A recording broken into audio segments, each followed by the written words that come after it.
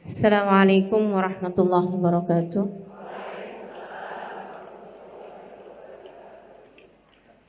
Alhamdulillah.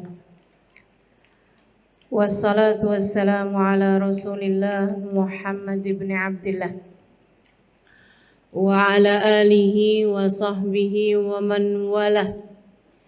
Subhanaka la ilma lana illa ma 'allamtana innaka antal alimul hakim. Rabbi shrah li sadri wa yassir li amri wahlul 'uqdatan min lisani yafqahu qawli, amma ba'du.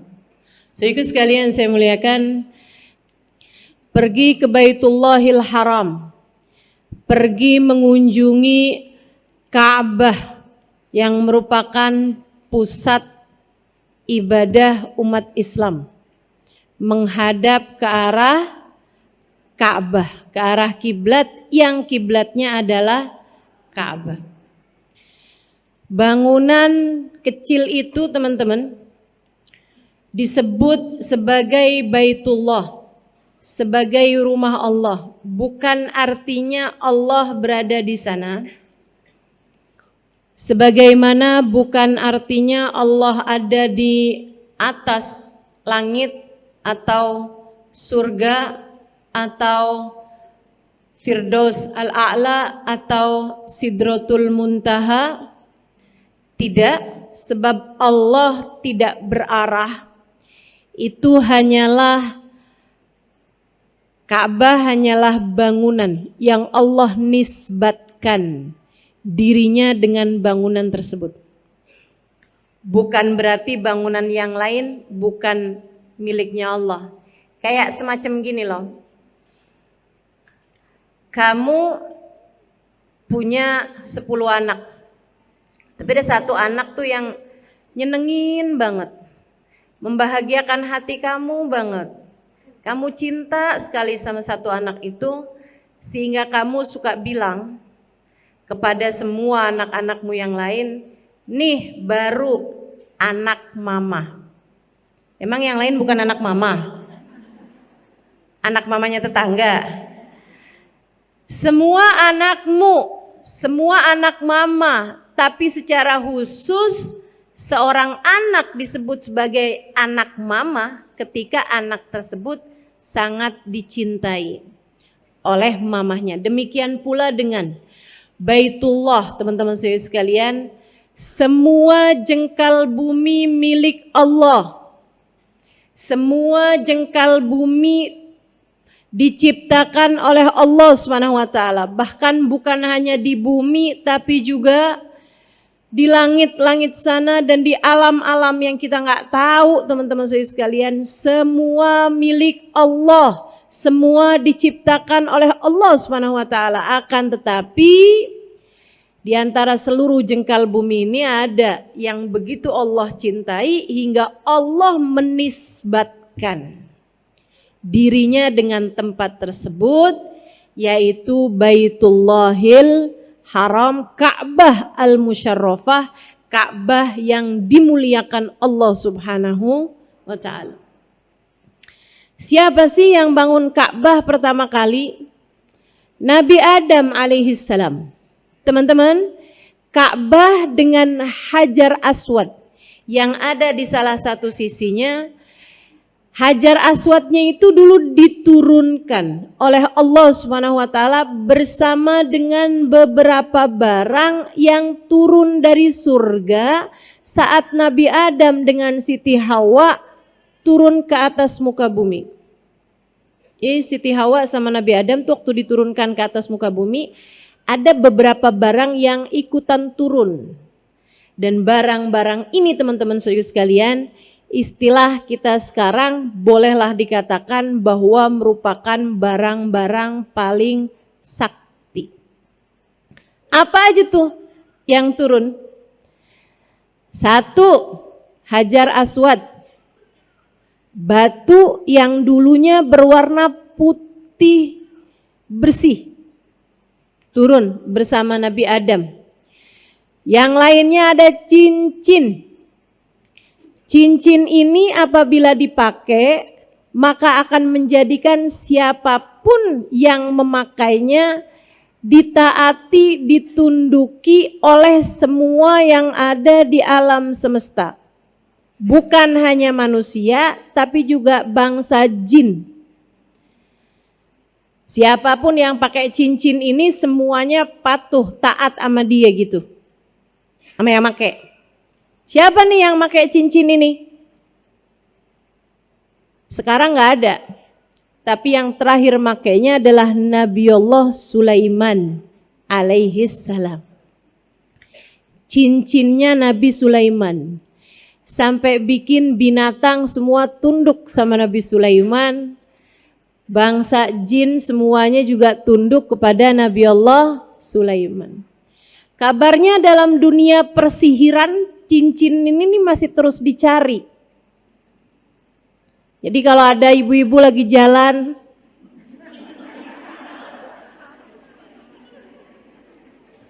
tahu-tahu nemu cincin, Bu, jangan biarkan suamimu memakainya.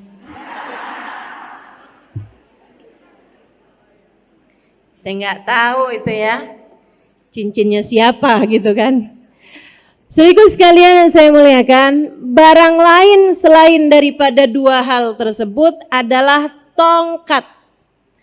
Tongkatnya Nabiullah Musa alaihi salam yang dengannya Allah jadikan lautan terbelah ketika Nabi Musa memukulkan tongkatnya tersebut.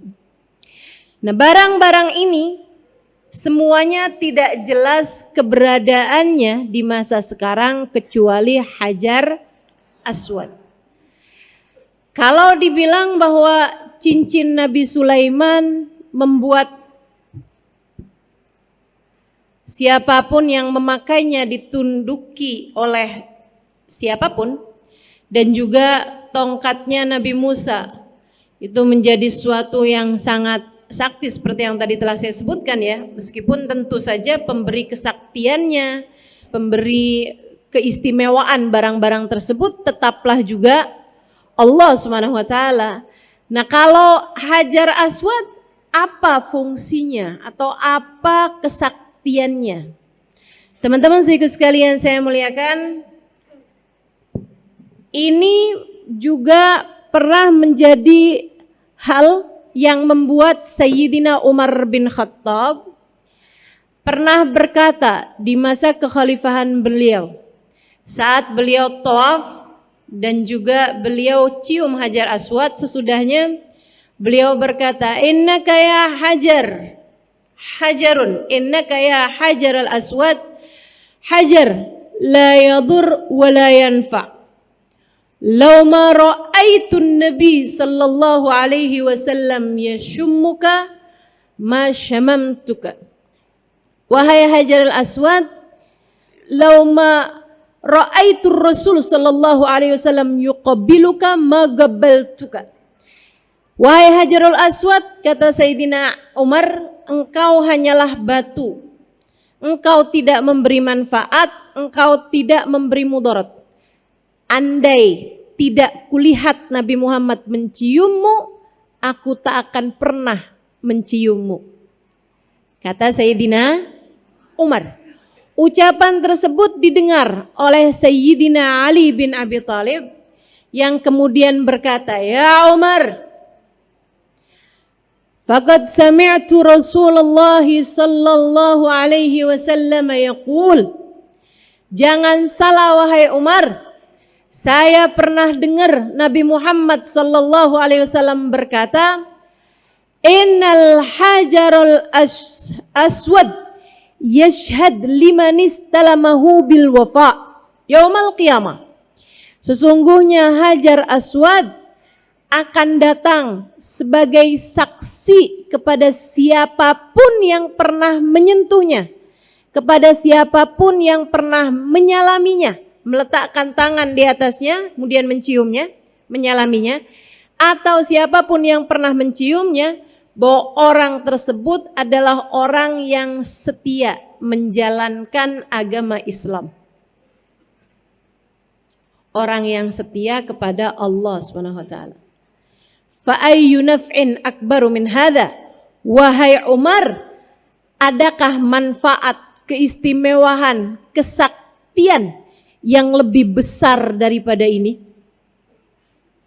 Dia ternyata Hajar Aswad kesaktiannya bukan di dunia, Bu, Kak, Dek, tapi kesaktiannya di akhirat.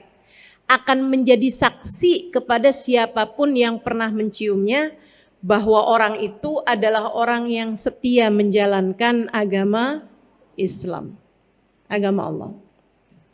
Sayyidina Umar langsung seneng banget sama ucapan Sayyidina Ali. Ini ya, kita tahu dari sini betapa para sahabat-sahabat Nabi Muhammad itu hatinya bersih-bersih. Enggak ada yang, enggak gitu loh Ali. Mari kita berdebat. Mari kita buka forum secara terbuka. Mari kita adu argumentasi, enggak gitu. Begitu Sayyidina Umar dengar ucapan Sayyidina Ali yang tentu saja Sayyidina Ali berbicara tidak dari hawa nafsu, Sayyidina Umar pun berbicara tidak dari hawa nafsu, melainkan semuanya berbicara dari hati yang bersih. Sayyidina Umar kemudian berkata, Bi'sal mugam laisa fihi Abul Hasan.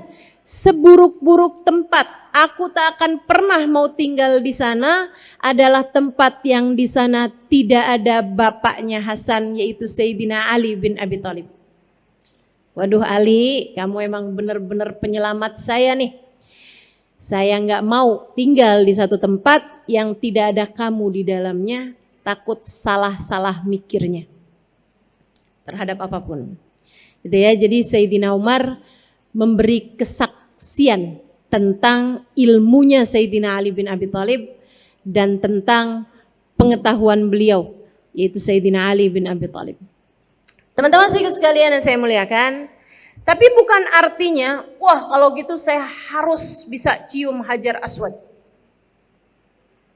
Itu teman-teman saya sekalian, bisa mencium Hajar Aswad itu juga sebuah anugerah yang enggak bisa gini-gini.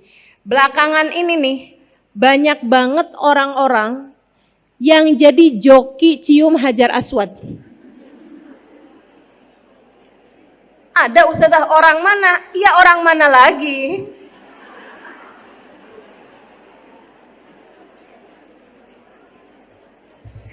Kita tahulah oknumnya. Dari mana tuh ide-ide jokiin sesuatu. Saudaraku sekalian yang saya muliakan, jadi ada tuh. Saya pernah disamperin. Bukan saya pernah jadi joki ya. Saya pernah disamperin. Dia bilang, Bu, cium Hajar Aswad Bu. $100 Bu, $100. $100. Akhirnya saya cuekin aja. Dia bilang, Bu, 200 real deh. Turun lagi gitu. Saya cuekin aja. 100 real Bu. Saya cuekin aja. Saya cuekin terus gitu maksudnya. Bukan kemudian saya bilang 50 real mau. Teman-teman sekalian, kenapa gitu? Yang namanya suap, itu kan namanya suap tuh. Ar-rashi wal murtashi finnar. Kata Nabi Muhammad, yang nyuap sama yang disuap tempatnya di neraka. Saya datang ke Mekah mau ibadah. Ngapain saya datang ke Mekah hanya untuk menambah daftar dosa yang membuat saya layak di neraka? Saya datang umrah buat ngapusin dosa, bukan buat nambahin dosa. Jadi saya nggak mau kerjain yang kayak begituan. Lagi pula teman-teman, urusan cium Hajar Aswad kalau dikasih kemudahan sama Allah, gampang aja. Saya pernah cium Hajar Aswad, nggak pakai desek-desekan, malahan diantriin laki-laki sendiri, perempuan sendiri. Tahun 2000 saat melaksanakan ibadah haji ada masanya, subhanallah, saya nggak ngerti juga kenapa bisa begitu ya.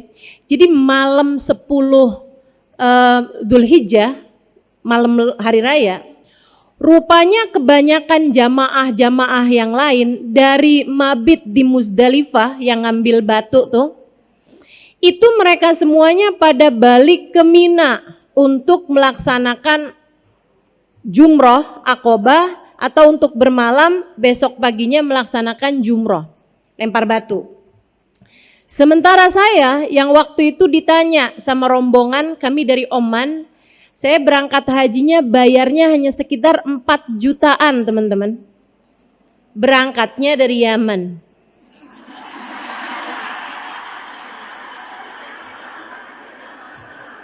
Jangan dikirain sakti. Itu teman-teman saya sekalian, saya waktu itu udah ngajar di Daruz Zahra. Jadi ketika rombongan kami nih satu bis, terdiri kebanyakannya dari teman-teman saya dari Oman dan warga Oman, warga Salalah tepatnya. Mereka tanya, Ustazah, ini kita habis gini bagusan balik ke Mina untuk Aqobah atau kita tawaf ifadah? Saya bilang dua-duanya boleh. Dua-duanya boleh sebab tawaf ifadah masuk dari muntasifil lail, dari jam 12-an malam ke belakang. Sementara itu juga udah jam 12-an gitu. Terus dia bilang, jadi Ustazah putuskan apa nih? Saya bilang kalau gitu kita tawaf ifadah. Ke Mekah Ustazah? Iya, ke Masjidil Haram. Kita pun berangkat ke Masjidil Haram dan baru itu saya lihat Masjidil Haram kosong. Masa itu orang kalau lagi ibadah haji, pelaksanaan ibadah haji, Mekah ditutup selain dari jamaah haji. Jadi warga Mekah apa segala macam tuh nggak boleh ke Mekah gitu. Kecuali besok paginya tuh baru mereka sholat subuh dan itu ya, sholat Idul Adha gitu. Tapi kalau yang malam itu tuh ternyata enggak. Dari kosongnya, dari sedikitnya, sampai pintu-pintunya itu sebagian ditutup. Ya satu pintu, 3 ditutup, pintu masjid. 1 dibuka, 3 ditutup seperti itu. Jadilah kami, waktu itu saya dan teman-teman yang dari Oman ini ya, habis selesai tawaf, selesai semuanya acara tawaf, yang berarti habis selesai tawaf itu saya sa'i. Saya udah bilangin, Ustazah, Hajar Aswadnya kosong nih Ustazah, kita boleh cium Hajar Aswad? Saya bilang enggak boleh, kita masih sedang menyandang ihram. Hajar Aswad itu wangi. Jadi kamu kalau deketin Hajar Aswad, cium Hajar Aswad harus bayar dam, karena itu mencium wangian gitu. Yang kita tahu memang wangi gitu kan. Akhirnya mereka bilang, jadi kapan kita bisa boleh cium Hajar Aswad Ustazah? Saya bilang abis sa'i. Kamu habis sa'i potong rambut boleh cium Hajar Aswad. Wah kalau gitu kita kayak gitu aja. Jadilah kami kemudian tawaf, kemudian sa'i, habis selesai sa'i gunting rambut berarti kita sudah tahallul pertama gitu ya. Kemudian kami pun segera ke Hajar Aswad, ke Ka'bah lagi, dan kemudian kami pun cium Hajar Aswad dengan puas karena bahkan dibikin antriannya itu perempuan dulu berapa orang, habis itu laki-laki berapa orang, habis itu perempuan lagi berapa orang. Saya nggak tahu apakah kejadian yang seperti ini akan terulang kembali ya pada masa-masa sekarang-sekarang. Tapi Allah Subhanahu Wa Taala kalau menentukan sesuatu memang luar biasa indahnya. Jadi dulu sebelum pergi ke Mekah, ketika membahas mengenai Hajar Aswad kayak begini nih, saya bilang sama teman-teman di kelas, saya bilang, doakan saya, mudah-mudahan saya kalau haji bisa cium Hajar Aswad tanpa desek-desekan dan tanpa berdesak-desakan sama laki-laki yang bukan mahram. Itu yang hadir di situ aminin semua, walaupun dalam pikiran mereka gimana ceritanya. Allah kalau mengijabah tanpa peduli. Saudara sekalian yang saya muliakan, beberapa tahun sesudah saya tinggal di Indonesia, ada masanya saya bawa rombongan umroh. Sekarang saya nggak bawa rombongan umroh lagi. Jadi jangan ada yang nanya-nanya travelnya apa. Saudara sekalian, saya ada bawa rombongan umroh waktu itu. Kemudian di antara rombongan itu ada satu ibu bawa ART-nya. Jadi ada bawa ART-nya itu banyak gitu ya, berapa orang, kalau nggak salah sampai 4 atau 5 orang gitu, yang perempuan, kemudian ada supir, ada ini gitu. Banyakan orang lah gitu yang ikut rombongan kami itu. Saya terangkan kepada mereka tentang fadilahnya mencium Hajar Aswad. Hari itu abisnya selesai tawaf sunnah bukan tawaf umroh. Para ART itu asisten rumah tangga, pembantu rumah tangga, si ibu yang ikut rombongan saya ini gitu ya, itu pada desek-desekan berusaha mencium Hajar Aswad dan alhamdulillah berhasil. Jadi mereka bikin strategi saling inilah apa segala macam, saling kayaknya ya gitulah ya. Sampai akhirnya mereka bisa cium Hajar Aswad, semuanya berhasil kecuali satu orang. Siang hari itu mereka ngadu pada saya, mereka seneng banget gitu kan semuanya. Satu ini nangis sama saya, "Ustazah, saya belum berhasil Ustazah. Pas saya udah mau deket nih Ustazah, tiba-tiba saya kedorong, saya ditarik Ustazah. Karena memang mau mengerjakan sholat gitu. Jadinya saya gak dapat Ustazah, dosa saya banyak barangkali ya Ustazah." Nangis beneran. Saya bilang sama dia, "Gak gitu dek, mungkin gak gitu masalahnya," saya bilang. "Udah kamu doa aja minta sama Allah SWT. Kalau kamu ngerasa mungkin disebabkan dosa-dosa, banyak istighfar, banyak mohon ampun sama Allah." Dia pun melaksanakan itu semuanya. Besok harinya dia datang kepada saya nangis lagi. Ternyata nangisan. Tapi kali ini dia nangis seneng. "Ustazah, saya bisa cium Hajar Aswad lama banget." "Kok bisa begitu?" Dia bilang, "Saya Ustazah desek, akhirnya saya bisa cium Hajar Aswad. Waktu saya lagi cium Hajar Aswad, tiba-tiba aja sepi. Gak ada orang di sekeliling saya. Saya udah ngangkat kepala, kok sepi. Saya cium lagi. Saya niatin Ustazah, buat Ustazah, buat ini gitu, dia niatin sama dia. Jadi dia nyium sekali buat saya, nyium sekali buat siapa gitu. Semua orang diwakilin sama dia.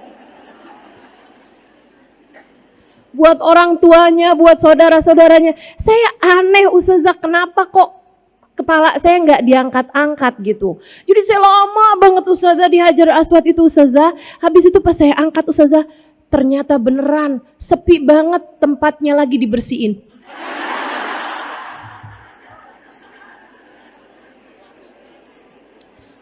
Lagi di pel. Jadi dia sendirian nyangkut di Hajar Aswad. Saya bilang, Allah kalau punya mau ya Allah, ya Allah. Urusannya cuma doa teman-teman, urusannya cuma doa. Jangan pernah remehkan doa. Jangan pernah remehkan doa. Tuh. Al-Hajaril Aswad yang ada di dalamnya Ka'bah itu asalnya putih, yang bikin dia hitam kenapa? Dosa orang-orang yang memegangnya.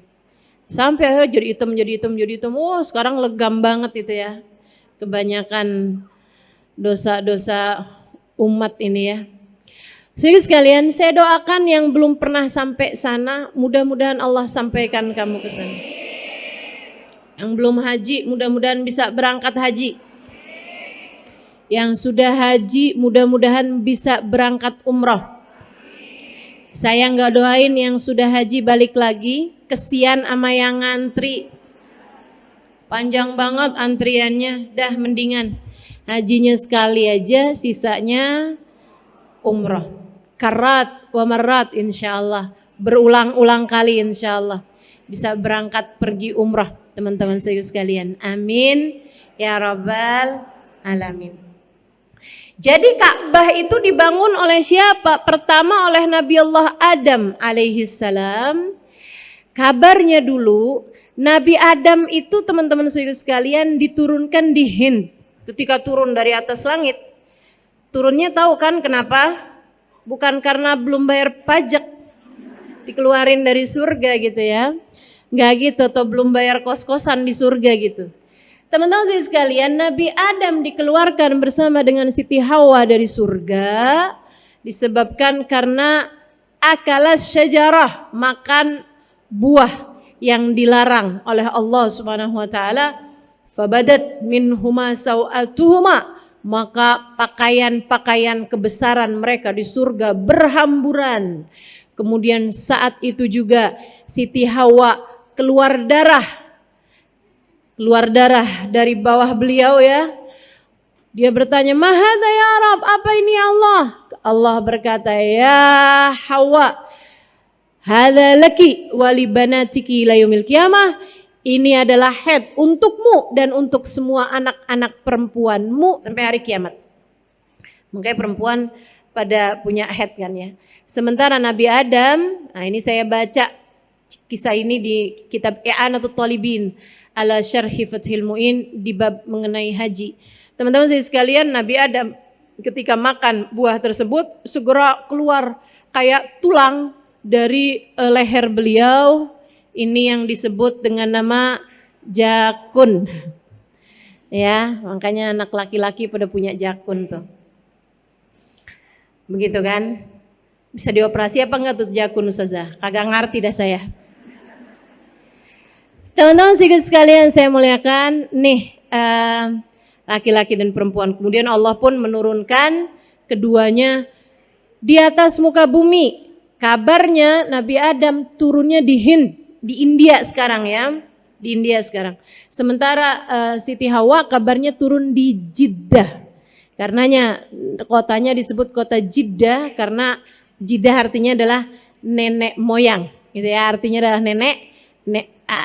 nenek gitu. Jadinya kota Jeddah itu karena ia adalah tempat turunnya Siti Hawa. Wallahu alam. Yang kayak beginian kan sejarah nggak bisa dicari kebenarannya begitu ya. Nah itu teman-teman, kemudian Nabi Adam pun berusaha untuk menemukan Siti Hawa. Kebayang zaman itu loh, mau nyari orang nanyanya sama siapa? Dinosaurus. Nyari-nyari petunjuk dari Allah Subhanahu wa taala, sampailah kemudian mereka berjumpa, kabarnya di padang Arafah. Makanya tuh waktu saya naik ke Jabal Rahmah yang tempat padang Arafah itu ya, itu teman-teman sekalian kalau lagi nggak musiman haji, padang Arafah tuh kosong, sepi gitu, sepi. Palingan ada orang-orang yang datang ke sana hanya untuk sekedar lihat ini loh, kalau ibadah haji itu jadi rame karena ini adalah padang Arafah gitu. Nama gunungnya Jabal Rahmah, gunung kasih sayang. Kabarnya di atas gunung situ tuh Nabi Adam dengan Siti Hawa bertemu. Teman-teman sekalian, di situ tuh ada kayak semacam apa sih kalau di pusat kota tuh? Tugu ya, kayak dibangunin tugu gitu di atasnya bukit Rahmah itu. Nah itu banyak banget orang-orang di Indonesia tuh yang suka pada nulis di situ. Andi, Love, Rini.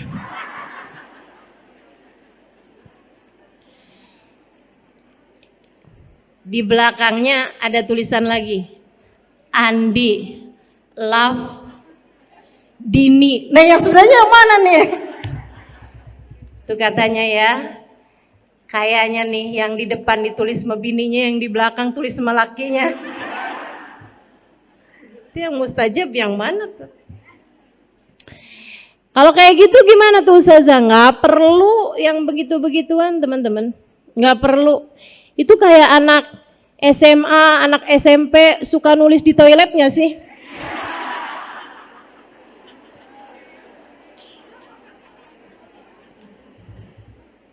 Nggak perlu sekali lagi ya, ngotorin aja. Jadi bikin pemerintah Saudi Arabia sibuk ngecat mulu tuh. Tugu. Baik, saudaraku sekalian yang saya muliakan, di sanalah keduanya bertemu dan padang Arafah, makanya disebut sebagai Arafah, gitu kan? Karena itu adalah tempat ta'arufan, tempat ketemuan Nabi Adam dengan Siti Hawa, tapi keduanya tentu saja sudah menjadi suami istri. Sejak kapan Ustazah jadi suami istrinya? Sejak mereka berdua Allah ciptakan di surga. Ini paling keren nih akad nikahnya Nabi Adam dengan Siti Hawa ya, nggak pakai penghulu. Kabarnya ketika Nabi Adam sendirian di surga, dia pun merasa kesepian. Allah kemudian menciptakan dari salah satu tulang rusuknya Siti Hawa. Jadi kalau Nabi Adam tuh diciptakan dari tanah gitu ya. Nabi Adam kan Allah Subhanahu wa taala ciptakan dari tanah, teman-teman. Nah, itu kemudian kalau Siti Hawa diciptakannya dari tulang rusuknya Nabi Adam. Itu Allah Subhanahu wa taala menciptakan Nabi Adam dan Siti Hawa, bukan dirimu. Jadi jangan sibuk nyibuk nyari tulang rusuk. Saya nih sebenarnya diciptakan dari tulang rusuknya siapa ya? Menurutmu orang yang pernah kawin 10 kali tulang rusuknya sisa berapa?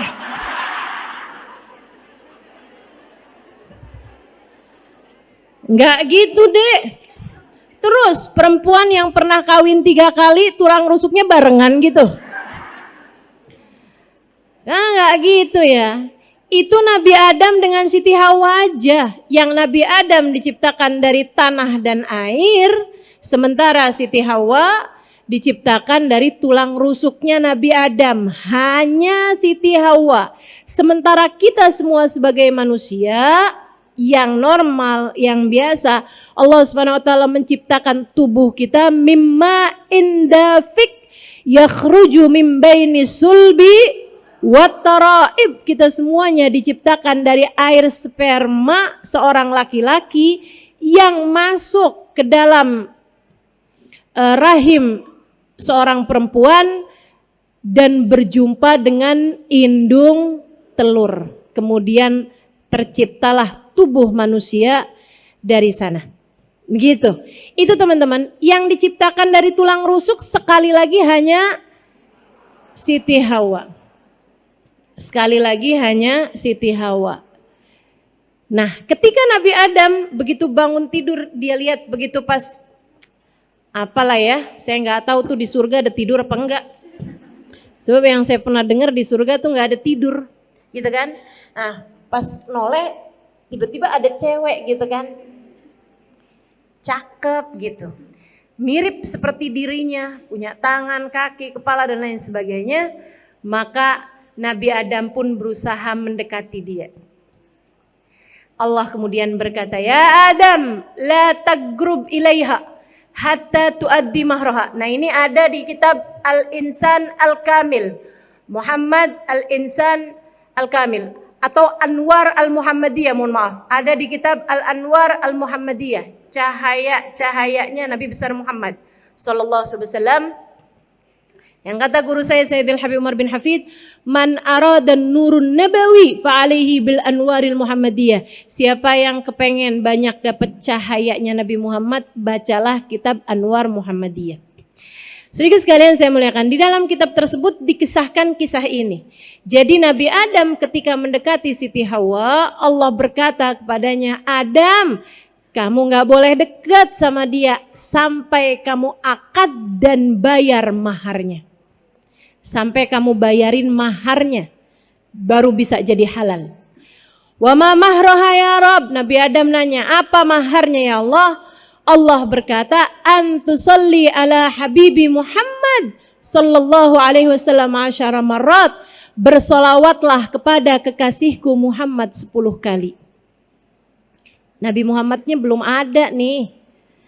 Akan tetapi subhanallah, Allah Subhanahu wa taala kemudian menjadikan maharnya Nabi Adam dengan Siti Hawa adalah bersolawat kepada baginda Nabi besar Muhammad sallallahu alaihi wasallam. Makanya memang salah satu hal yang baik untuk kamu perbanyak dalam rangka mudah untuk diijabah hajat adalah bersolawat. Kamu kalau pengen apa-apa, udah banyakin solawat aja dah. Itu senjata kita banget teman-teman. Nabi Adam ini bukan umatnya Nabi Muhammad loh sebenarnya kan. Segitunya aja urusannya sama solawat. Apalagi kita nih yang umatnya.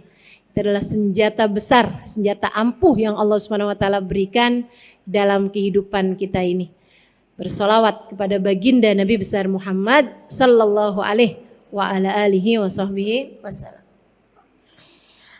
Ada beberapa kawan saya pernah ngadu sama guru kami tentang rasa cemburu. Ada gitu. Kita ini kan sebagai seorang istri pasti aja ya, cemburu itu tanda cinta. Gimana nih Ubabah cara nyembuhin hati dari cemburu? Kata Ubabah, cemburu itu sesuatu yang normal. Kalian tahu nggak, Siti Hawa aja cemburu?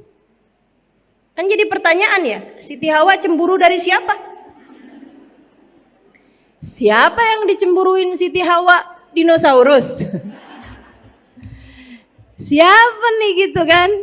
Yang lain-lain kan malaikat gitu. Jadi kayaknya nggak pantas banget buat cemburu gitu. Namanya bukan makhluk yang sama tuh kan.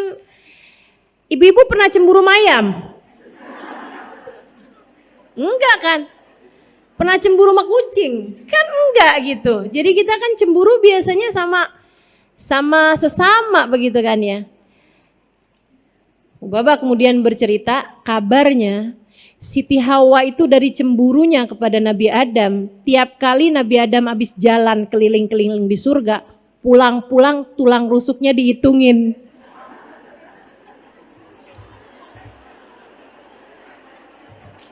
Lucu banget gak sih? Ya Allah. Tulang rusuknya Nabi Adam dihitungin. Khawatir Allah menciptakan dari tulang rusuk yang lain seorang perempuan seperti dirinya. Teman-teman sekalian yang saya muliakan, ini Nabi Adam dan Siti Hawa. Turunkan, kemudian Allah Subhanahu wa taala bersama dengan turunnya Nabi Adam dan Siti Hawa diturunkan 3 barang tersebut. Kemudian Allah perintahkan sesudah mereka berjumpa di padang Arafah, Allah Subhanahu wa taala perintahkan Nabi Adam untuk menggali sebuah tempat di mana Allah menurunkan Hajar Aswad di tempat tersebut, yaitu Ka'bah yang sekarang ini teman-teman, gitu ya. Area Ka'bah sekarang itu nggak pernah berubah-berubah. Itu adalah tempat turunnya Hajar Aswad dari atas langit ke atas muka bumi ini. Nah itu Allah SWT perintahkan di titik itulah, bangunlah Ka'bah. Dibangunlah Ka'bah, kemudian Ka'bahnya jadi hancur di zamannya Nabi Allah Nuh alaihissalam ketika banjir bandang, kemudian Nabi Nuh membangun kembali sesudah surutnya banjir tersebut, kemudian hancur lagi di zamannya Nabi Allah Sulaiman alaihissalam. Karenanya, ma min nabiyyin illa wahaj, tidak ada satu nabi pun kecuali semuanya pasti pernah haji. Perhatikan, tidak ada satu nabi pun kecuali semuanya pasti pernah haji. Jadi semua nabi-nabi itu pada pernah haji, semua tanpa terkecuali. Teman-teman sekalian yang saya muliakan, karenanya haji itu atau pelataran Ka'bah itu adalah salah satu dari tanah paling mulia yang pernah diinjak orang, karena di tempat itu pula lah begitu banyak orang-orang soleh yang pernah menapakkan kaki di sana. Saya teman-teman setiap kali tawaf saya suka ngebayangin hal kayak gitu. Jadi saya pikir ya Allah, Nabi Adam tawaf, Nabi Ibrahim tawaf, Nabi Nuh tawaf, Nabi Ismail tawaf, Nabi Yahya, Nabi Zakaria. Semuanya pada pernah tawaf di tempat ini ya Allah. Sekarang saya pun kau izinkan untuk tawaf di tempat ini.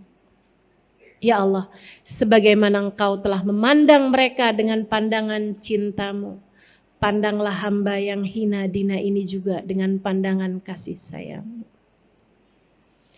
Kalau lagi tawaf saya suka bayangin Nabi Muhammad tawaf. Nabi Muhammad kita sallallahu alaihi wasallam, baginda kita Rasulullah sallallahu alaihi wasallam tawaf, teman-teman saudara sekalian, tawaf. Bahkan ketika beliau belum haji sekalipun, Nabi itu sebelum Islam itu setiap tahun haji. Sebelum haji yang menjadi syariat Islam, sebelum hijrahnya Nabi Muhammad ke Madinah, setiap tahun Nabi Muhammad haji, tapi hajinya nggak dihitung.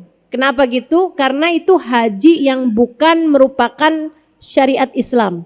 Bukan haji yang merupakan melaksanakan rukun Islam. Makanya nggak dihitung. Makanya kalau ada pertanyaan gitu kan, berapa kali Nabi Muhammad pernah haji? 1 kali, yaitu haji wada.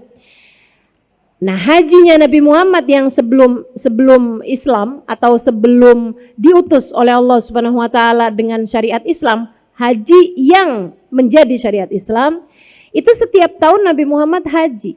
Bahkan ketika Nabi Muhammad sudah jadi nabi sekalipun, selama ada di Mekah, tiap tahun Nabi Muhammad haji.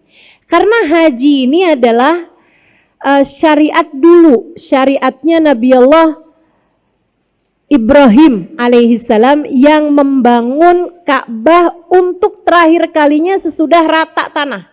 Jadi sebelumnya Nabi Ibrahim tuh Ka'bahnya jadi rata tanah lagi. Nah, Nabi Ibrahim lah yang Allah Subhanahu wa taala pilih untuk membangun Ka'bah gitu ya. Nah, sejak Nabi Ibrahim sampai sekarang Ka'bahnya selalu ada, teman-teman. Pemugaran aja, akan tetapi Ka'bahnya selalu ada gitu. Nggak pernah rata tanah lagi gitu kan. Nah, saat rata tanah beneran itu maksudnya nggak ada nih, Ka'bahnya jadi nggak ada, itu adalah pada masa sebelumnya Nabi Allah Ibrahim alaihissalam. Yang sebelumnya lagi pernah rata tanah nggak ada juga di zamannya Nabi Allah Nuh alaihissalam, atau sebelumnya lagi yang pertama kali membangunnya adalah Nabi Allah Adam alaihissalam. Saudara sekalian yang saya muliakan, jadi Ka'bah dibangun kembali oleh Nabi Allah Ibrahim alaihissalam. Nabi kita Muhammad tawaf. Bahkan ketika beliau itu sudah jadi nabi nih, saat hari-hari biasa, beliau itu tidak pernah melewatkan 1 harinya dari tawaf, teman-teman, kalau beliau ada di Mekah. Sebab tawaf itu merupakan penghormatan terhadap Ka'bah. Lain sama sa'i. Sa'i itu hanya ada dalam rentetan ibadah haji ataupun umroh. Sementara tawaf, kamu asal masuk ke area Masjidil Haram, kamu sunnah untuk tawaf.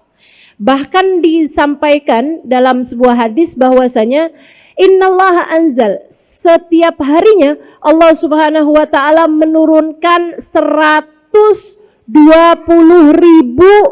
rahmat. 120.000 rahmat untuk Masjidil Haram. Allah baginya 60 rahmat buat yang tawaf, 40 rahmat buat yang sholat di Masjidil Haram, dan 20 rahmat buat yang lihat Ka'bah. Jadi kalau kamu Allah mudahkan, mudah-mudahan Allah takdirkan, di Masjidil Haram, ya, yang tentu saja sekarang tidak ada di sana, jangan jauh-jauh dari melaksanakan satu dari 3 hal ini, teman-teman.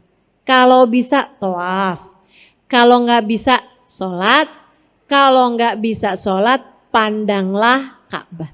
Maksudnya kalau sedang memungkinkan tawaflah, kalau sedang tidak memungkinkan untuk tawaf sekurangnya sholat. Banyakin. Ustazah saya udah sholat apa aja? Sholat apa aja? Sholat sunnah Ustazah. Sholat sunnah. Sholat qadha, sholat kamu yang dulu-dulu. Mungkin ada yang kelewat zaman jahiliyah. Iya kan? Bangun-bangun udah siang hari gitu. Kamu belum sholat subuh. Dan mungkin sholat tersebut belum kamu laksanakan, belum kamu qadhain di masa-masa remajamu.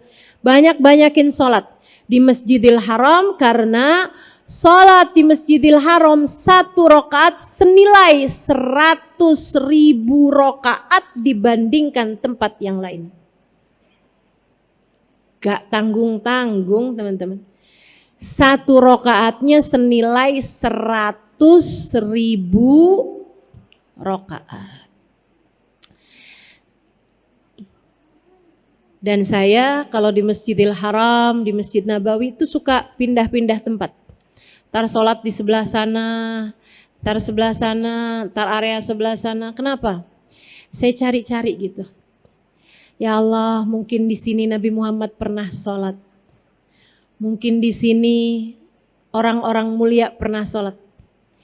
Mungkin tempat ini dulu pernah disolatin sama Sayyidina Abu Bakar.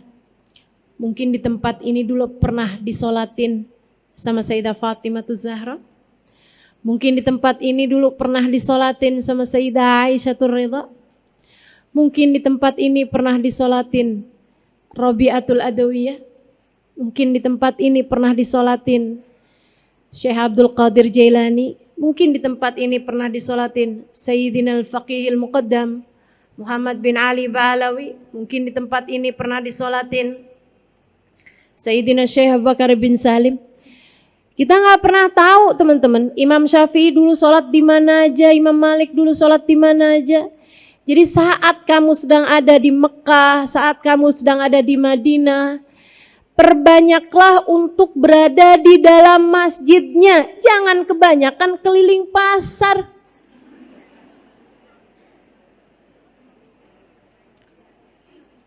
Udah selesai tawaf, udah ustazah, tawaf yang di masjid ataupun tawaf yang di luar masjid. Kamu sholat tawaf di luar masjid? Oh ustazah, pasar itu, mall itu. Dari bin Dawud sampai bin-bin yang lain udah dimasukin semuanya. Teman-teman, kalau cuman sekedar mau beli oleh-oleh umroh, oleh-oleh haji, Tanah Abang banyak. Mungkin di sini ada yang nggak tahu, orang luar daerah saya kasih tahu dah. Tuh depan pasar Tanah Abang, ya kan? Kok Ustazah tahu banget? Saya punya pengajian daerah situ. Bukannya saya suka kelilingan di situ ya. Kalau sekedar mau beli oleh-oleh, sekedar mau beli apa gitu kan, tempat yang lain banyak. Tapi kan kalau mau tawaf, di mana lagi kalau nggak di Masjidil Haram?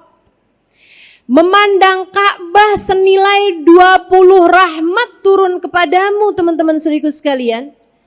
60 buat yang tawaf, 40 buat yang sholat, 20 buat yang lihat Ka'bah.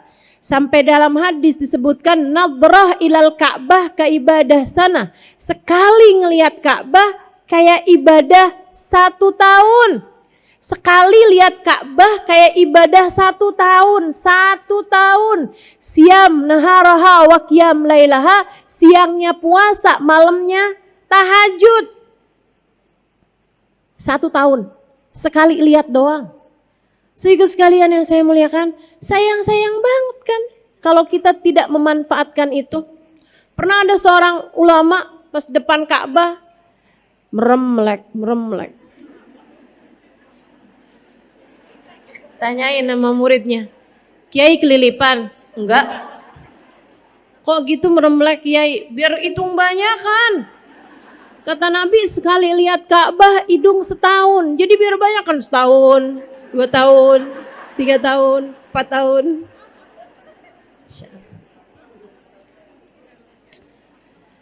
Tempat-tempat terindah di atas muka bumi ini teman-teman sekalian.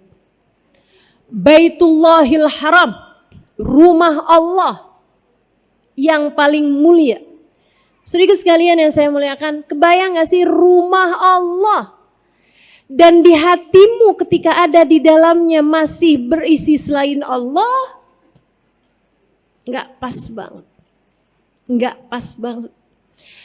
Makanya kalau kamu dimudahkan oleh Allah untuk ada di sana, saran saya, selain Allah telah mentakdirkan dirimu, tubuhmu ada di sana, bawa serta hati dan ruhmu pula di sana.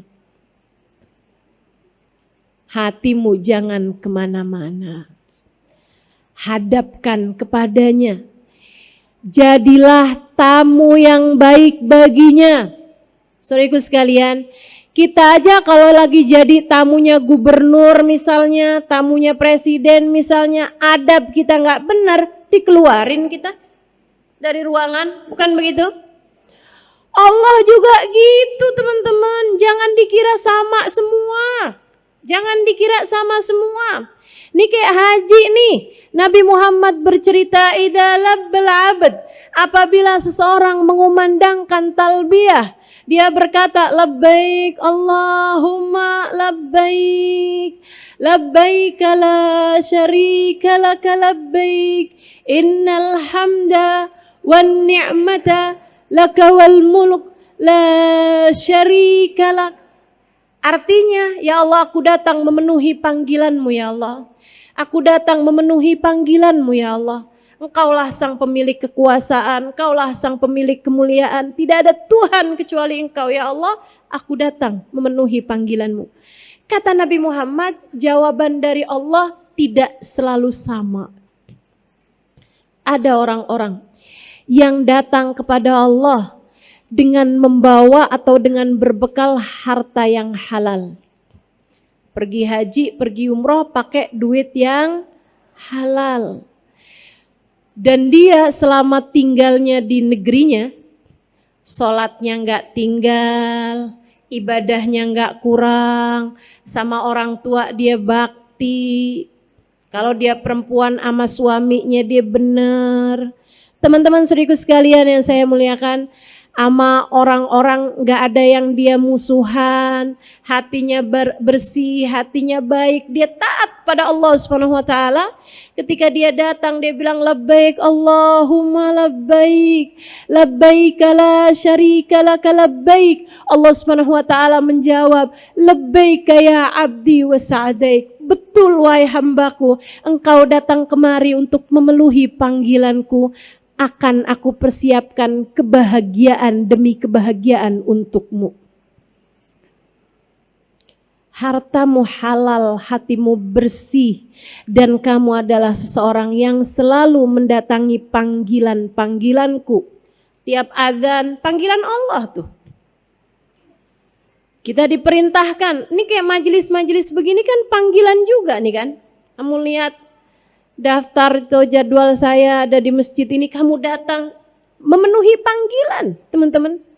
Panggilan siapa? Panggilan Allah. Sebab saya hanya akan menceritakan sesuatu padamu, sesuatu yang mudah-mudahan mendekatkanmu kepada Allah Subhanahu wa taala. Teman-teman saya sekalian, kata Allah Subhanahu wa taala, hartamu halal dan kamu adalah hamba yang selalu datang memenuhi panggilanku yang lain. Dan kamu datang dengan membawa hati yang bersih. Hajimu untukku, akulah yang akan memberi balasan padamu. Hajinya menjadi haji yang mabrur, haji yang diterima di sisi Allah. Demikian pula dengan umrah, ketika seseorang mengucapkan yang seperti itu, Allah pun menjawab dengan panggilan yang sama. Sebaliknya, ada orang yang pergi hajinya pakai duit yang haram. Hasil korupsi, hasil nipu orang, hasil ngambil warisan saudaranya.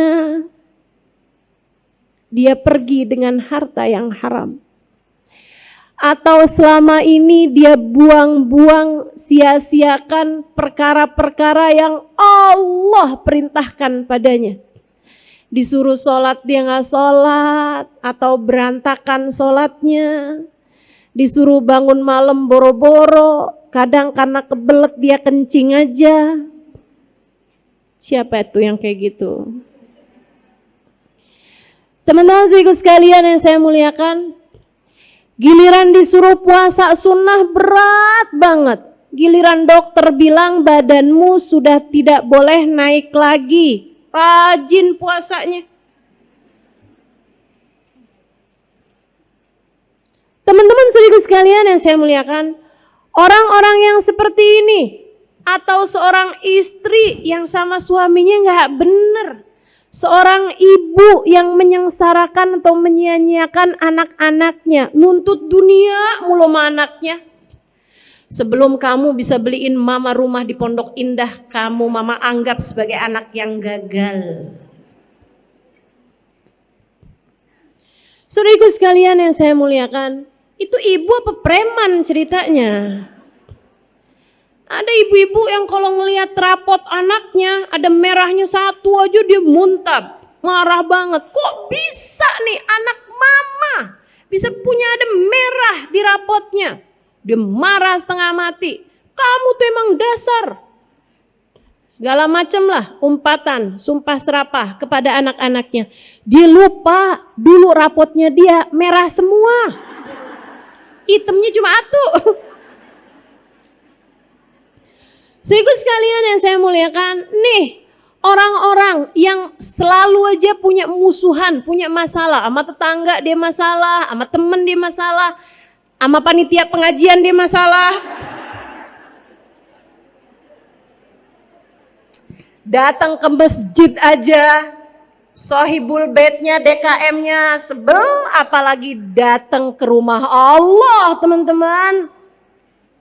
Hati-hati. Hati-hati. Hati-hati.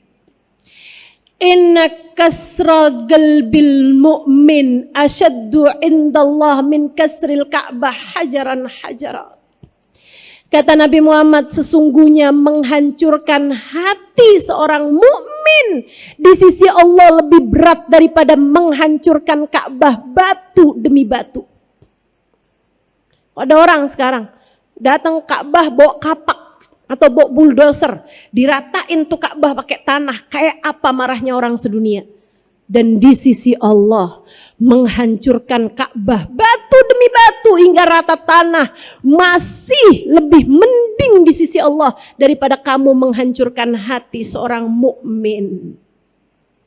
Hati-hati terhadap perlakuanmu, kata-katamu, jangan sampai menyakiti orang lain, apalagi jika orang tersebut adalah orang tuamu, kakak atau adekmu, suamimu, anak-anakmu. Kamu pikir anakmu milikmu? Bukan, dia milik Allah, dia hamba Allah. Kamu pikir suamimu milikmu sehingga kamu boleh nampar, cubit, pukul, diracun?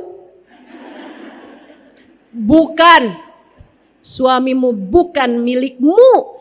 Ia adalah milik penciptanya, milik Allah Subhanahu wa ta'ala. Perlakuanmu kepadanya akan membuat Allah Subhanahu wa ta'ala langsung yang akan membalasmu. Kamu jadi istri aja gak diterima sama suamimu, mau jadi hamba Allah, pergi berangkat ke rumah Allah dan kamu diterima, tunggu dulu teman-teman saudaraku sekalian.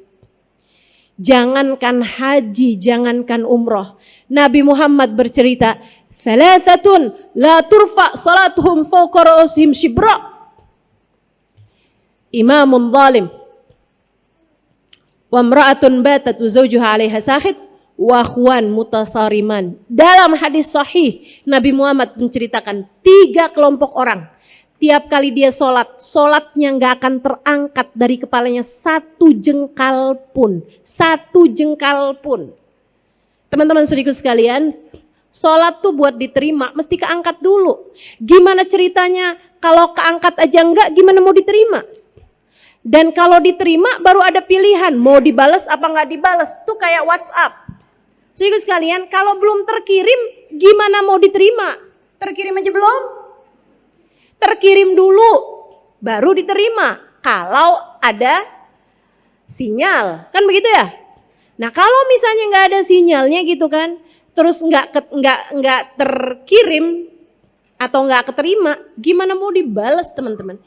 Demikian pula dengan amal ibadah kita gitu kan, ada syaratnya keangkat dulu, artinya keangkat terkirim gitu. Nah habisnya terkirim kemudian baru diterima apa enggak sama Allah, kemudian habisnya diterima atau enggak, baru kemudian Allah bales atau enggak bales. Nah ini ada kelompok orang, sholatnya tidak keangkat satu jengkal pun dari atas kepalanya.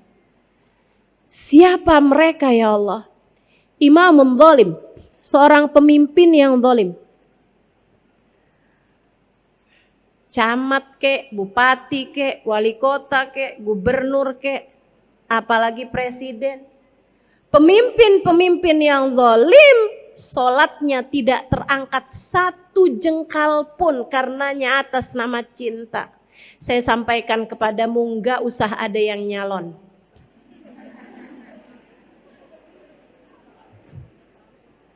Nggak usah di sini ada yang cita-cita pengen jadi gubernur ya. Apalagi presiden gitu kan.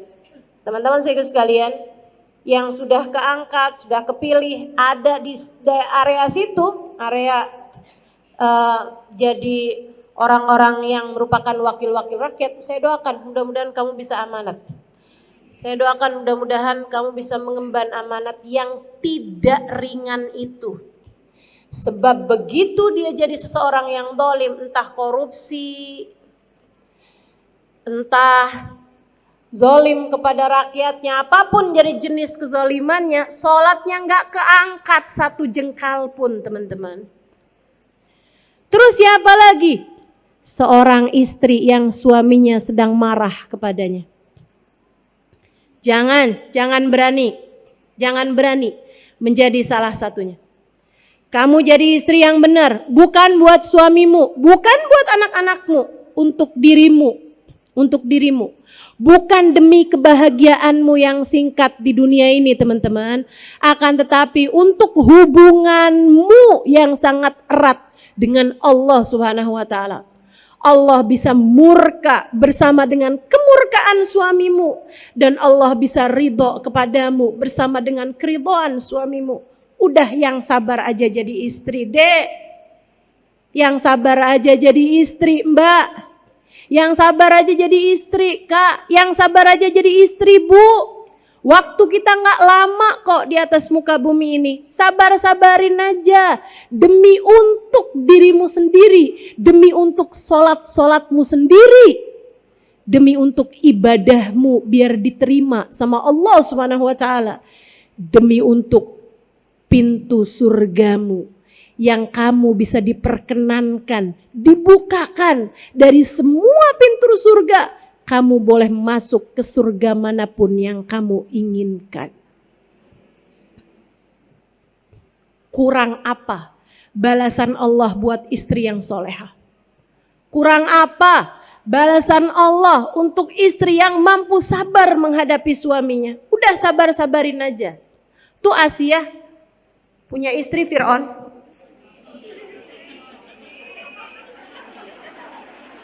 Asia istrinya Fir'aun maksud saya. Seneng bener kalau saya salah. Untung saya sabar. Teman-teman sekalian yang saya muliakan, Asia tuh suaminya dia adalah Fir'aun. Segitunya dia bisa jadi istri yang soleha. Teman-teman kabarnya Asia tuh, kalau sama Fir'aun dianggap nggak nurut, itu ditaroin di kayak tempat tidur gitu yang dibuat dari api, yang dibuat dari besi, di bawahnya api dinyalain.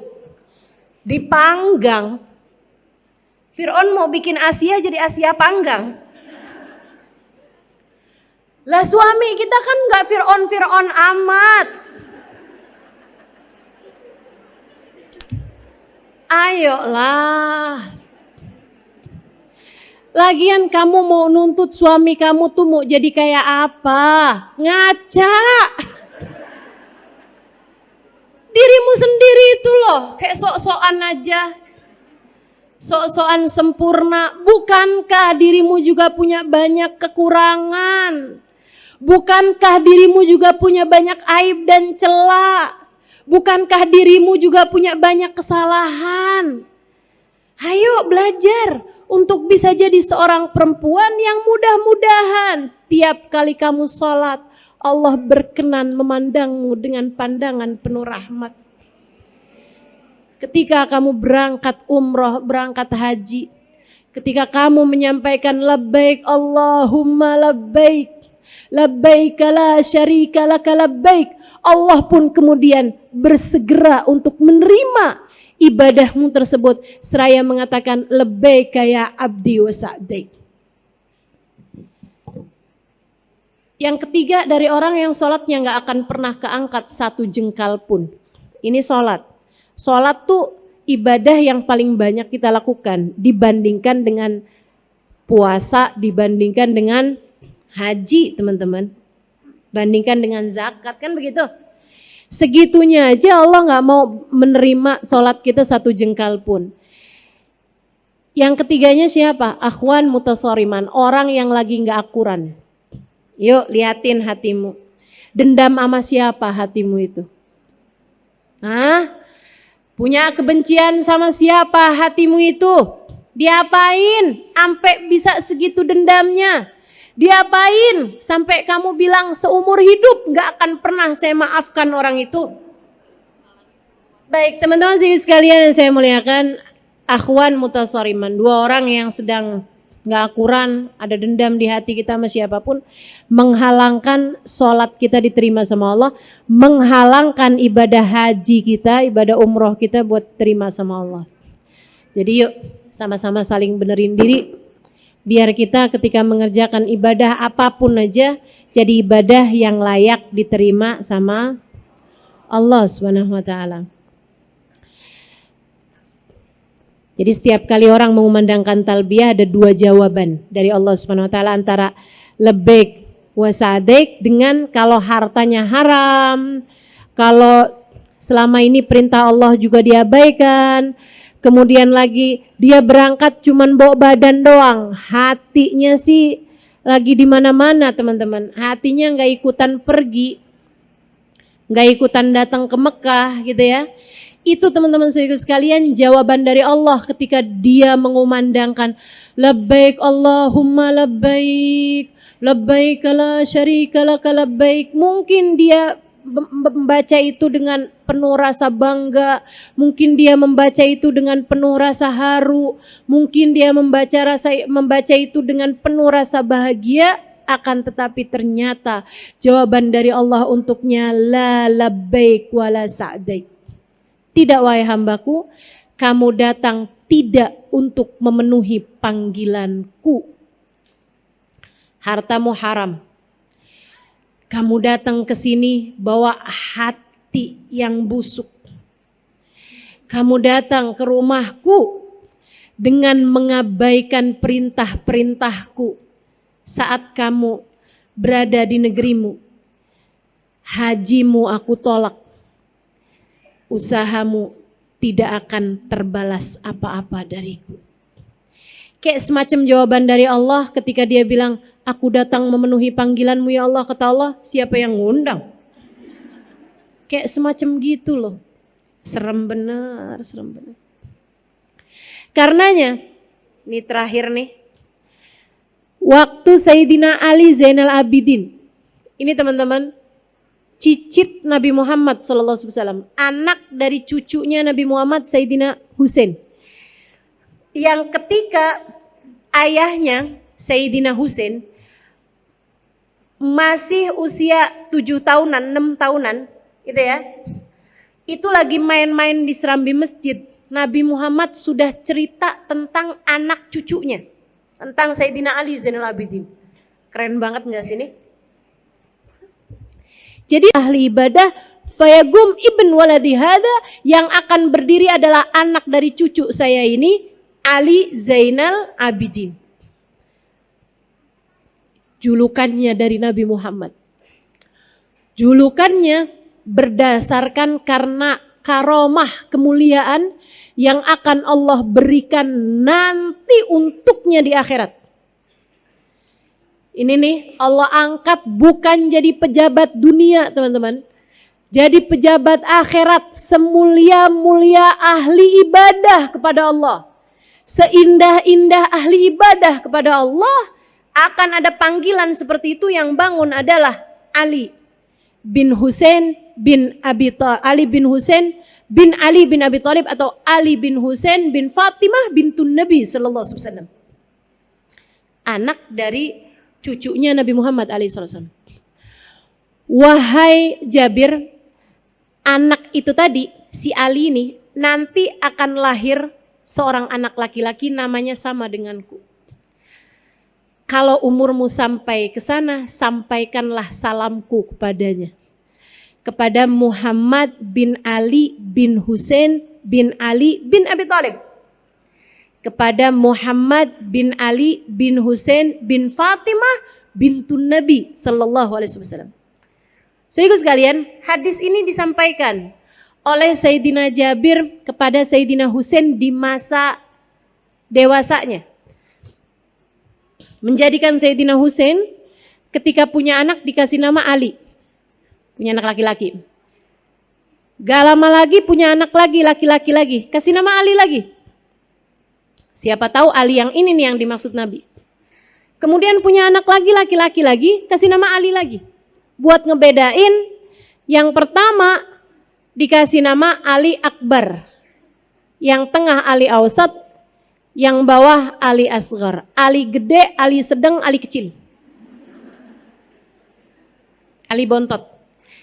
Teman-teman sekalian, akan tetapi ali-ali yang lain umurnya tidak panjang. Yang panjang adalah Ali yang tengah, Ali Awsat.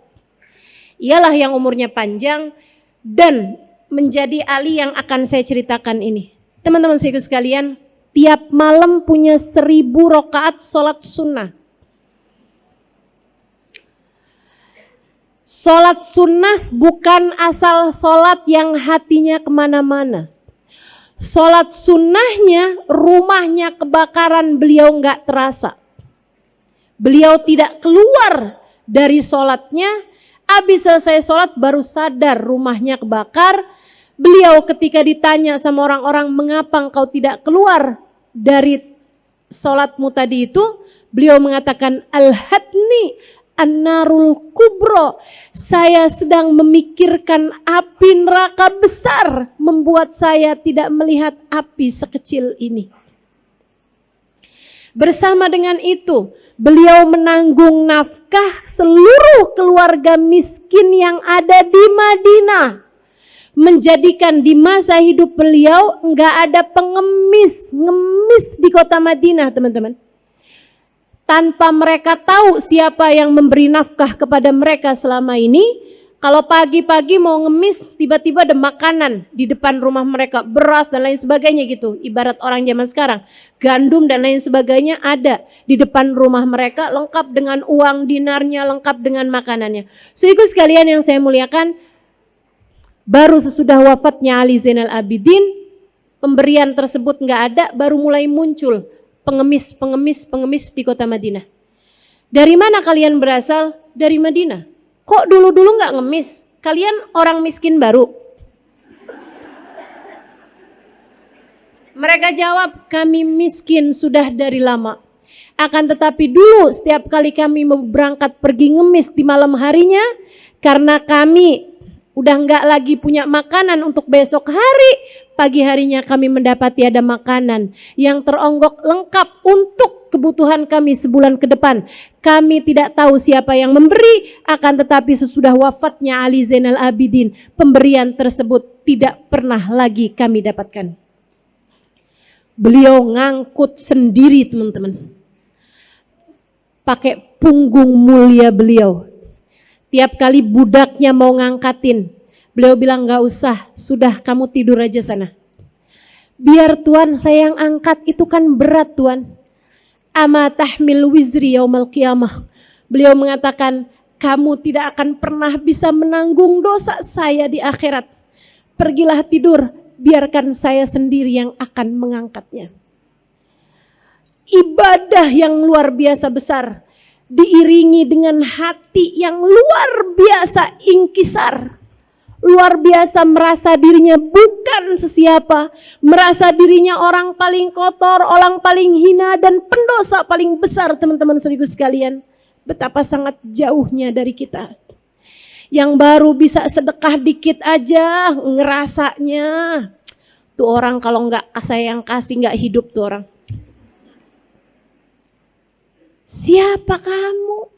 Sampai bisa ngerasa seperti itu? Ali Zainal Abidin bikin pengemis di kota Madinah nggak ada selama beliau hidup. Merasanya biarkan saya sendiri yang membawa beban berat di atas pundak saya ini, sebab tidak ada yang bisa menanggung dosa saya di akhirat nanti. Teman-teman saudaraku sekalian yang saya muliakan, kita baru ibadah dikit ngerasanya udah calon penghuni Firdausul A'la. Jangan berani-berani orang soleh, orang soleha. Nih, hamba Allah soleha. Ngerasanya kayak begitu. Kesian deh si ibu itu ya. Dia padahal pergi ngaji juga loh barengan sama saya. Kemarin saya liatin di Sunda Kelapa, tapi sampai sekarang katanya belum bisa tahajud, kesian.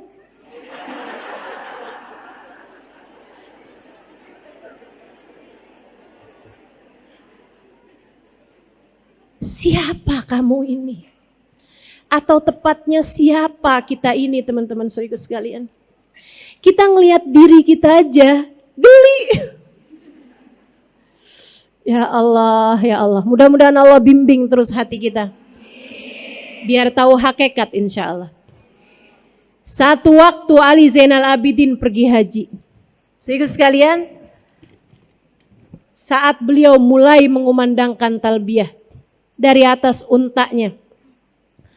Beliau mulai habis selesai miqat, beliau naik untanya, penampilannya sederhana, keadaannya tidak juga dijaga sama penjaga-penjaga gitu, enggak, biasa-biasa aja.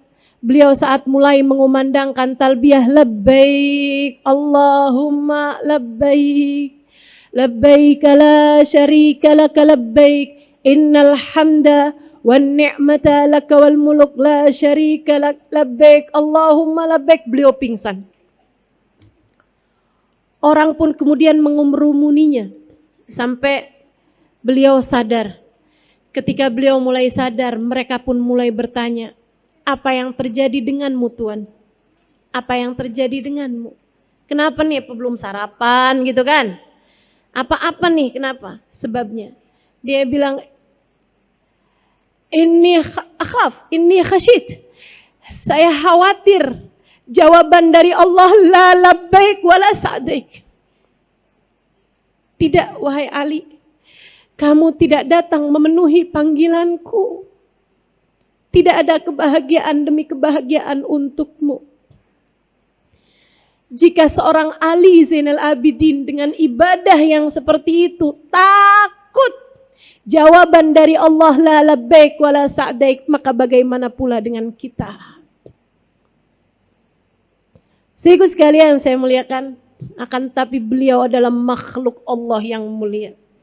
Sebagaimana nanti di akhirat dimuliakan Allah Subhanahu wa taala dengan seindah-indah keadaan dipilih Allah jadi Zainal Abidin, seindah-indah hambanya Allah Subhanahu wa taala. Demikian pula ketika beliau hendak mengerjakan tawaf. Saudara sekalian saya muliakan, waktu itu, zaman itu, kalau ada khalifah sekalipun mau tawaf, presiden, di atasnya presiden khalifah itu, kalau mau tawaf, itu nggak ada diberhentiin orang lagi tawaf, biarin presiden ini sendirian yang tawaf atau dijagain, dikawal gini gitu tuh nggak. Jadi presidennya juga ya ikutan desek-desekan gitu. Ini bukan presiden negara lain ya, presidennya Saudi Arabia sendiri gitu. Presidennya masa itu kekhalifahan Islam sendiri teman-teman. Itu ya silahkan aja gitu, ikut desek-desekan, ikut inian, mungkin dikawal sama beberapa orang gitu kan, yang ngelilingin beliau gitu, biar jangan ada sampai ada yang bunuh atau apa gitu. Tapi ya ikut desek-desekan, ikut ngantri sama orang-orang. Di saat khalifah zaman itu juga mengerjakan ibadah haji, mau masuk ke area Ka'bah, untuk apalagi untuk bisa cium Hajar Aswad, setengah mati susahnya teman-teman. Beliau mau habis selesai tawaf nih mau nyium Hajar Aswad tuh susah gitu khalifahnya. Tiba-tiba aja Sayyidina Ali Zainal Abidin masuk dari arah masjid. Begitu beliau masuk, Allah membelahkan orang untuk beliau, hingga beliau dari arah beliau berdiri sampai langsung lurus, jalanannya kosong sampai Hajar Aswad. Masalahnya kan bukan apa yang jadi jabatan duniawi gitu. Tapi Allah kan tidak melihat kepada zahir, yang Allah lihat hati. Ada hati yang menghadapkan dirinya lurus pada Allah SWT. Ada hati yang tak tertarik urusan dunia. Ada hati yang mencintai Allah lebih daripada apapun. Kan tak pernah lupa kepada Allah semenit pun. Teman-teman saudaraku sekalian, Allah belahkan jalan untuknya sampai ke area Hajar Aswad. Maka beliau pun segera menuju ke Hajar Aswad, cium Hajar Aswad. Habis selesai beliau tawaf apa segala macam ya. Beliau pun cium Hajar Aswad, kemudian beliau arah pulang. Jalan aja, santai aja gitu. Itu teman-teman saya sekalian, ada orang di sekelilingnya khalifah. Khalifahnya tuh nanya kayak begini nih. Manhu? Siapa itu? Kok ada orang yang dihormati orang lebih daripada saya? Seolah-olah kayak gitu loh. Siapa itu? Gitu. Ada orang di sekelilingnya khalifah tersebut tahu siapa Ali Zainal Abidin. Beliau cicit Nabi Muhammad SAW. Akan tetapi dia nggak mau bikin hatinya khalifah kayak insecure gitu ya. Ya kan rada gimana gitu kan. Ada orang yang lebih dimuliain daripada dia gitu. Dia tuh kayak mau gede-gedein hatinya khalifah. Terus dia bilang kayak begini. Nggak tahu siapa sih itu. Nggak kenal. Ada Farazdak namanya di situ, seorang pujangga Arab. Dia kemudian bilang, anta ma ta'rifu ana a'rifu. Kamu nggak kenal, saya kenal. Dia bilang, oh Farazdak, kamu kenal siapa dia? Naam, ana li a'rifu. Saya tahu siapa dia, saya kasih tahu siapa dia. Beliau kemudian menyampaikan bait-bait syair yang sangat indah mengenai Sayyidina Ali Zainal Abidin. Salah satunya beliau mengatakan, Hadabnu Fatimah in kunta jahilu bijaddihi anbiya'ullah qad khutimu. Hadzal ladzi ya'riful batha wat'atuhu wal arabu ya'rifuhu wal ajamu. Dia bilang, ini adalah seseorang, kalau kamu enggak kenal sama dia, tanah halal, tanah haram kenal sama beliau. Ka'bah kenal sama beliau. Hajar Aswad kenal sama beliau. Semuanya ingin untuk beliau dekat dengannya. Ini adalah putra Fatimah jika kamu tidak mengetahuinya. Dengan kakeknya, kenabian ini telah dipungkasi. Hadza taqiyun naqiyul alimul alam. Wah, pokoknya udah deh, dia puji-puji Sayyidina Ali Zainal Abidin. Teman-teman saudara sekalian, maka kemuliaan di atas kemuliaan ada pada penilaian Allah Subhanahu wa taala. Jangan pernah menganggap nilaimu ada pada pandangan orang terhadap dirimu. Enggak apa-apa dianggap hina oleh manusia jika kamu dianggap mulia di hadapan Allah. Yang kita takutkan adalah kita dianggap mulia di hadapan manusia, sementara kita tidak dianggap di hadapan Allah Subhanahu wa taala. Kata Nabi Muhammad, ada seseorang besar badannya, dianggap mulia di hadapan manusia, akan tetapi di sisi Allah tidak sampai kepada sesayap nyamuk sekalipun. Nilainya di sisi Allah enggak sampai sesayap nyamuk sekalipun, teman-teman. Dan ada juga hamba-hamba Allah. Rubba as'as akbar lau aqsam 'ala Allahi la barra. Ada orang dekil, dekumal, enggak dianggap sama orang lain. Kalau dia datang enggak dicariin orang, kalau dia enggak ada enggak dicariin orang juga. Kalau dia datang enggak dipersilahkan orang, kalau dia enggak ada juga enggak dicariin orang. Akan tetapi lau aqsama 'ala Allahi la barra, ketika dia menengadahkan tangannya, Allah malu untuk tidak mengijabah doanya. ia selalu dipandang mulia di sisi Allah Subhanahu wa taala. Pilihanmu di atas muka bumi ini untuk menjadi hamba yang seperti apa? Mari jadikan momen orang-orang berangkat pergi haji, memuliakan Ka'bah, menghidup-hidupi Masjidil Haram sebagai sarana kita untuk mencari kemuliaan di sisi Allah Subhanahu wa taala, untuk menjadi hamba-hamba yang selalu memenuhi panggilannya. Amin ya rabbal alamin. Rabbana zalamna anfusana wa illam taghfir lana wa tarhamna lanakunanna minal khasirin. Rabbana atina fid dunya hasanah wa fil akhirati hasanah wa qina adzabannar bifadli subhana rabbika rabbil izzati amma yasifun wa salamun alal mursalin walhamdulillahi rabbil alamin.